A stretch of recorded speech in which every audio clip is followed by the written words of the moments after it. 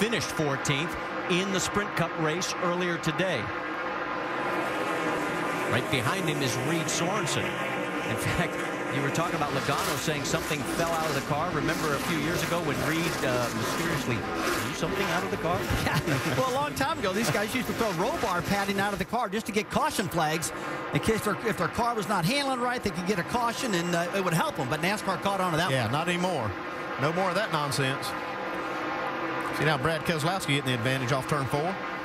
So give the position to Brad, the current points leader, coming into today's race. The top 4 are all drivers who ran the Sprint Cup race. It's Joey Logano by 0.4 of a second over Kyle Busch, Carl Edwards 3rd, and you're on board with Clint Boyer in 4th. Then it's Jason Leffler in 5th, but he is a good 1.9 seconds behind 4th place. Battle for 11th, Justin Allgaier going underneath Brian Scott. Well, if you'll remember, this 12 car was one of the fastest race cars in practice, leading all the way up into the qualifying. Didn't get a very good draw as far as qualifying. He had to go out in the sun, and he had to start a good ways back, but he has a great race car.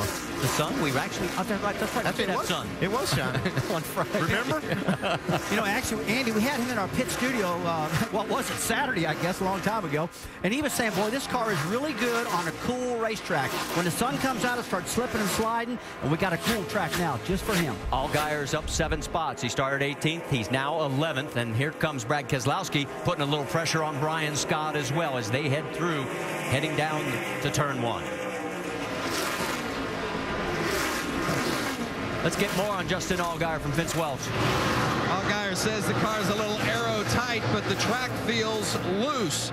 He, as you said, Rusty, indicated to me before the race that they thought the car would be really good under these cloudy conditions because that's how they ran best in practice. But he said the thing that's probably going to affect them the most is that cloud that they've all been walking on since winning the race earlier this season at Bristol. He said, you wouldn't believe what it's done for our confidence. We feel like we're capable of winning every time, as you see Harvick go under the 66. And he takes over the position, so move Harvick up to 7th, bump Stephen Wallace back a spot. Was that big cloud that's been over this track for 3 or 4 days, the one that Allgaier's been on?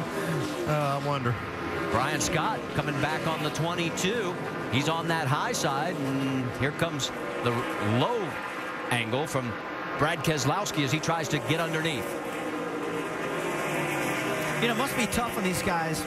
You know, being on the racetrack last Friday, you have to wait till Monday afternoon or Monday evening to run this race, and Andy not having any idea what the car's really going to handle like, because, you know, in those conditions you can practice all you want, but it's not even close till you get to race day. Well, don't forget, too, they weren't expecting to run on a track after the Cup cars and after all the rubber's been put down, so this is definitely a different racetrack than they anticipated. And Kevin Harvick is on the move. He's underneath side by side now with Jason Leffler.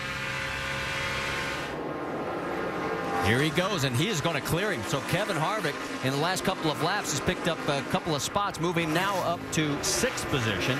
Leffler back to 7th. In fact, as lap times go, he is one of the quickest cars on the track right now. Carl Edwards had the fastest lap last time around. And let's check in on Greg Biffle. Remember, he had to go to the rear for unapproved adjustments. He's gained 23, make that 24 spots now as he passes Mike Bliss off turn 4. Now he's making some tracks. He really had a fast race car. He tried to go for the pole and hold it wide open off turn 4, but it just didn't work out. Let's get more on the 27 from Jamie. What a fast race car this is, you guys. Ricky Byers, his crew chief, told me they had a pole run going, and that's when, of course, he lost it, slid through the grass. But that didn't hold him back. He said, we're starting in the back. It's just going to make it more fun. Car is good right now as he looks to get to the front, guys. And remember, Greg Biffle came from the back in his Cup win here back in 2005. You can see he's now up to 18th after starting 42nd in this race. Don't forget, we've got a mandatory caution coming up. They want to check the tires after all the rain we've had here at Texas. That's coming up in lap 25. We're on lap 15 right now, and you're looking at our race leader. Working lap number 20 of 200 here at the O'Reilly 300, and Joey Logano has led from the drop of the green flag. And remember, we've got a mandatory caution coming up in 5 more laps. His lead over Kyle Busch is 0.8 of a second. This battle between the 32 of Reed Sorensen and the 6 of Ricky Stenhouse is for 12th, and they've been going after each other, and it looks now like Reed has finally cleared him. Marty, going back about that caution coming out of lap 25, I mean, as a driver, you are looking forward to that. If your car's not handling right, you want to get down pit road, make some adjustments, kind of get back in the game, and that's a freebie, basically. NASCAR is going to throw the caution and let you work in these cars and get them right. That is Brendan Gaughan in front of Justin Lofton, and then the 7 of Landon Castle. That battle is for 20th, 21st, and 22nd on the racetrack. We can also update you that now Mark Green is our second start in park. So Green and Setzer out of the race. Chad McCumbee is 4 laps down, but back out onto the racetrack.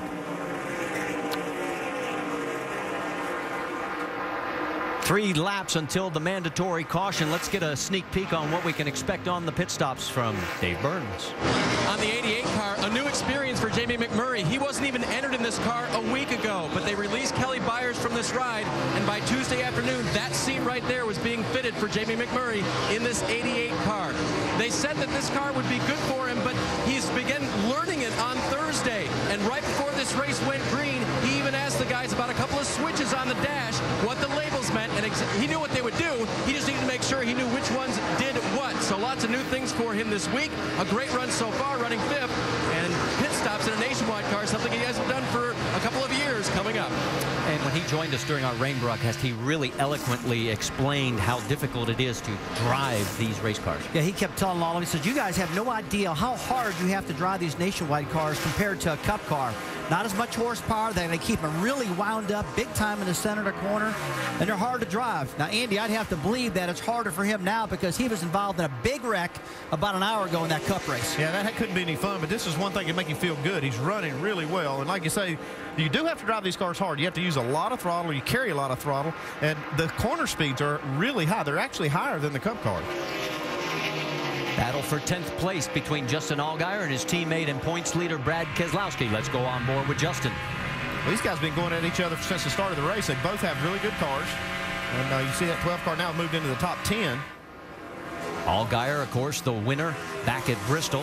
Brad, despite being the points leader, has yet to win a race this year, and he's taking a peek on the low side again. Justin seems to be able to run that higher line very effectively. You're not missing anything up front. Joey Logano has an 0.8 of a second lead. This is the closest battle we have in the top 20 positions. Caution's out. And the caution has now just come out at start finish. So that'll slow everybody down. And this was the one that we were expecting. Check the tires, make sure. They did the same thing in the Sprint Cup race earlier today, and it's a good move on NASCAR's part. Yeah, it's just so many unknowns with the track conditions, the way it's been raining so much. And these cars, like I said, hadn't been on the track since Friday. So this will give them a chance to, like Rusty said, get a reset now. They tell their crew chief what they need, and they can make some adjustments. Well, and I'm sure there's some people out there saying, wait a minute, but you have all this rubber down from the Sprint Cup. It's a different track than it was 2 days ago. Yeah, right. Yeah, the track conditions are totally different than the way they practiced. And so now the track is the way it's probably going to be the whole night. They can make good adjustments and be confident that the track's probably not going to change a whole lot from here. Of course, Joey Logano with an 0.8 of a second lead probably was hoping they would have forgotten about that. Pit road is still closed. 7 of our top 10 drivers right now at the point of this caution were in the Cup race earlier today. So in the early going, at least, Rusty, what you talked about at the beginning of the broadcast, having that extra experience is paying off. It is paying off right now, but one thing I am a little bit waiting to see what's going to happen is that in the Cup race, I watched it really close. The first 25 laps, they knew they had a caution flag coming out in the Cup race. They really were calm out there. Nobody had any problems. But after that 25 laps was up and they put tires on and went out, then they started tearing stuff up. That's when the real race starts. That's when the real race starts, Andy, after this caution right here.